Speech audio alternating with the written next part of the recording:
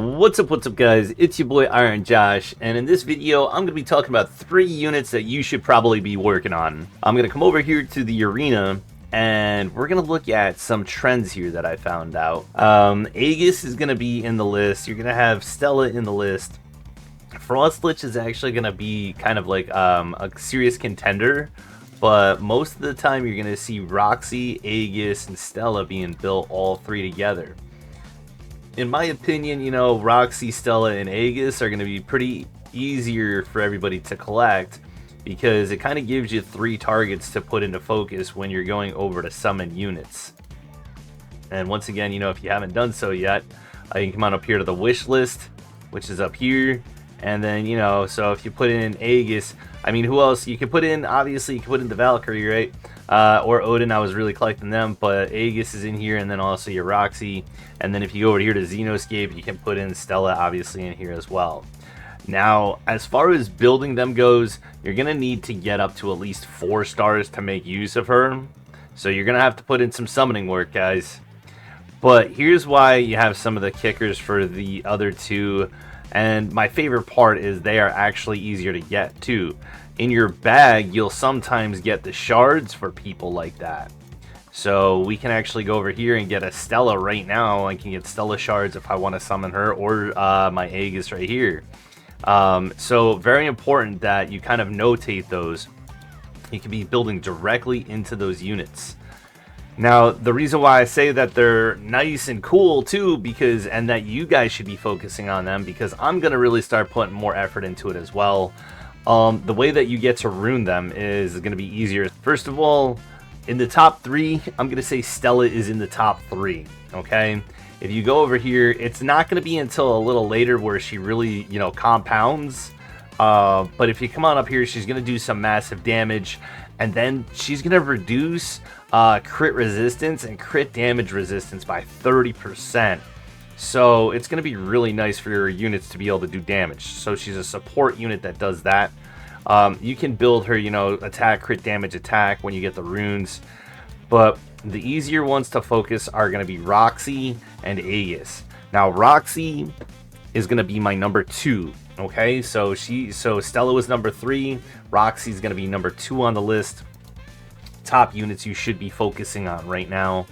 Roxy is going to be very easy to look at. You can read this at your own, but in the bottom here, it's going to say healing equal to 8% of her attack.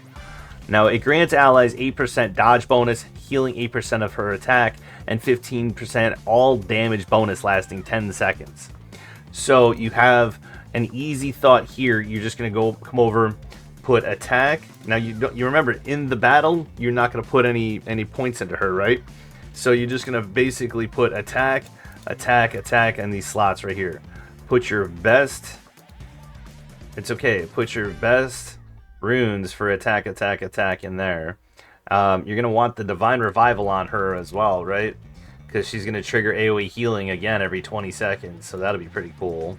Yeah, I mean, you know, whatever you got. I mean, I'm going to throw in some crit rate there, so that'll be kind of nice too. It's fair. Now, if you haven't thought about it yet, it's pretty easy to figure out. The number 1 guy, in my opinion, that you should be focusing on right now is Aegis. And thankfully, I've already been working on Aegis a little bit in my previous, you know, time here playing. But he's also going to be pretty easy to build as well, because every 25 seconds he's going to cast a plasma field to deal damage in a large area and grant all allies a shield equal to 8% of his his max HP. So it's going to be damage and a shield off of his max HP. So you're just looking for runes here that are going to give him max HP as best as you have it. And then, you know, you have a little bit here opportunity-wise as well, because you're not going to be putting points into him on the battlefield. So if you have, like, the Divine Revival for the extra healing, that's really going to be helping your team monumentally, right? Right now, that's going to be where I'm focusing at, because that's what the top guys are building, and it's kind of easier to rune, so that's how I would do it. So, in my opinion, guys, this is the team that I would be building and working with. Now let's take it into the arena, see if we can't find a team that's kind of relevant to our power, and see what happens. That's close. I would like Okay, this is a perfect matchup. Alright, here we go. Perfect matchup. Perfect matchup. Basically almost the same power, a little bit more, but we have the magic build. Here we go, boys. But we have the magic build. We have the formula. We have the formula. The dragon is out. The wyverns are out.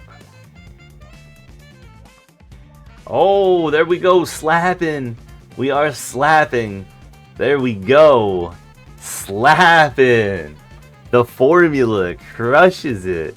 Build your Aegis and your Roxys. Alright, boys. Well, I hope you enjoyed that video. Hit that subscribe button if you're here. If you're new here, I'm going to try and do an extra video for you guys every week since we're growing. Thank you so much for everybody, and I will see you in the next video. Peace!